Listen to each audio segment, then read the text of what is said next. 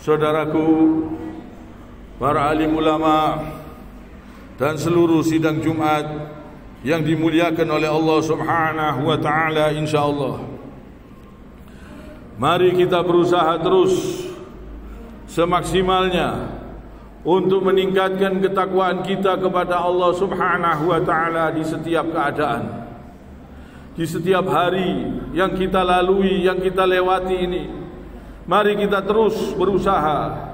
Mumpung kita masih diberi oleh Allah Subhanahu wa taala kesempatan hidup, mari kita gunakan yang sebaik-baiknya. Mari kita bersihkan hati kita, bersihkan fikiran kita, tujukan ibadah kita hanya kepada Allah Subhanahu wa taala. Jangan sampai kita tertipu oleh godaan-godaan setan seperti orang-orang kafir. Allah Subhanahu wa taala berfirman di dalam surat Al-Kahfi ayat 102. Afa hasibal ladina kafaru an yatakhidu ibadi min duni awliya. Inna a'tadna jahannama lil kafirina nuzula. Yang artinya, maka apakah orang kafir menyangka bahwa mereka dapat mengambil hamba-hambaku menjadi penolong selain aku? Sungguh kami telah menyediakan neraka jahanam sebagai tempat tinggal bagi orang-orang kafir. Orang-orang kafir itu menjadikan Nabi Isa Al-Masih sebagai penolong, meminta pertolongan kepada Nabi Isa Al-Masih. Jadi ini tempatnya di neraka. Orang yang meminta pertolongan kepada selain Allah Subhanahu wa taala, menyembah dan memohon pertolongan kepada selain Allah, tempatnya di neraka seperti orang-orang kafir. Jadi mari kita bersihkan diri kita, kita bersihkan hati kita. Jangan sampai kita tertipu oleh godaan-godaan setan, sehingga kita meminta-minta pertolongan, menyembah dan memohon-mohon pertolongan kepada selain Allah. Ini jangan sampai. Jangan sampai rusak ibadah kita. Jangan sampai amal ibadah kita ini ditolak, tidak diterima oleh Allah Subhanahu wa taala. Walaupun mereka nampaknya seperti orang baik, walaupun mereka beramal, walaupun mereka melakukan amal-amal kebaikan sebesar apapun juga, mereka tempatnya di neraka. Maka dari itu mari kita bersihkan hati, bersihkan diri. Jangan sampai berbuat syirik, jangan sampai berbuat riya. Allah Subhanahu wa taala berfirman, "Qul hal nunabbi'ukum bil akhsarina a'mala." Yang artinya, katakanlah wahai Muhammad, apakah perlu kami beritahukan kepadamu tentang orang yang paling rugi perbuatannya?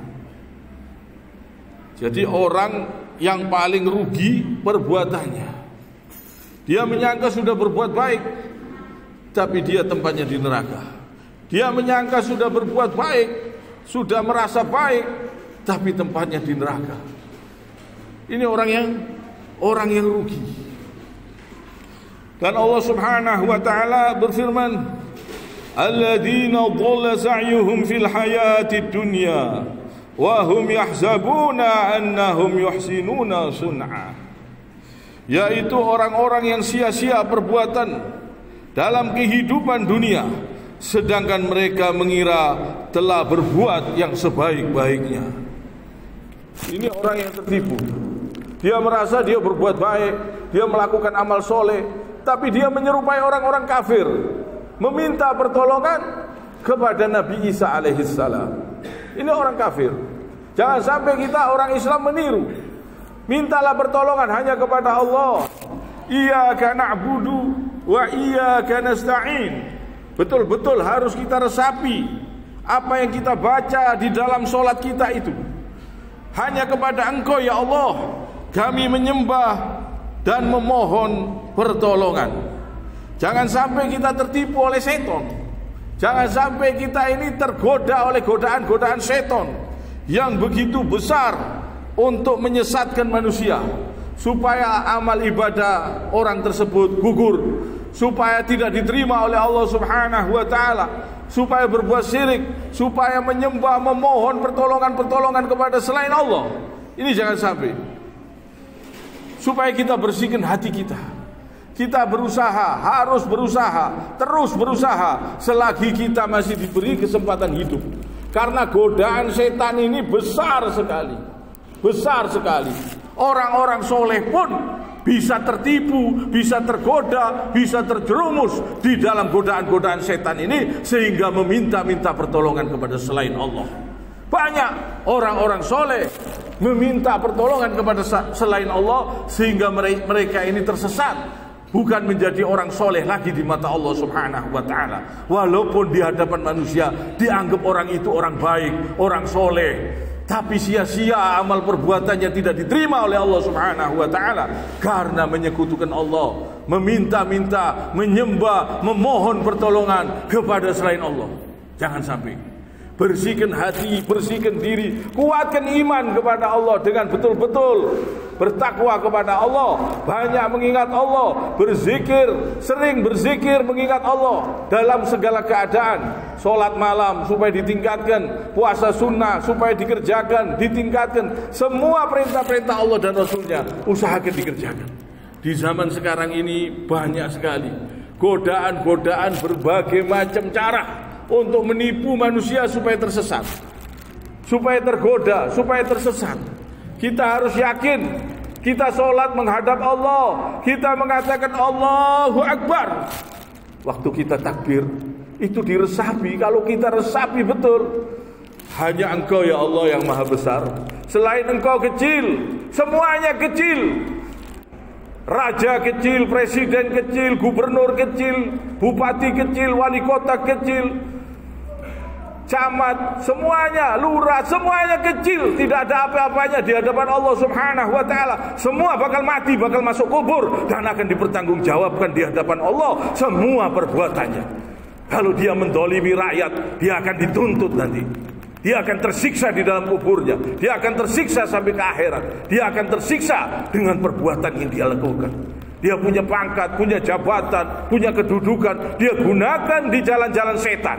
Dia gunakan untuk menipu manusia, untuk mendolimi manusia. Dia nanti akan dituntut oleh Allah Subhanahu wa ta'ala di pengadilan Allah Subhanahu wa ta'ala. Dia akan menjadi orang-orang yang rugi, yang tersiksa di dalam kuburnya sampai ke akhirat.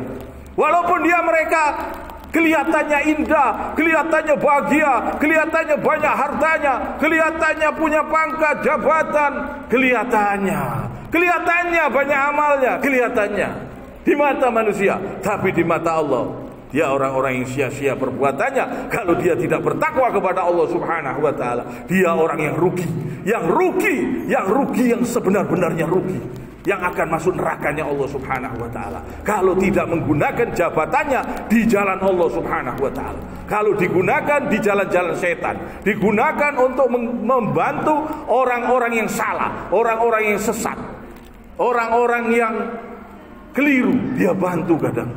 Karena uang, kadang-kadang dia bantu. Karena uang, yang salah dia bela, yang benar dia salahkan. Karena uang, dia akan dituntut di pengadilan Allah Subhanahu wa ta'ala. Dia tersiksa selama-lamanya di akhirat kelak karena perbuatan. Ini hati-hati.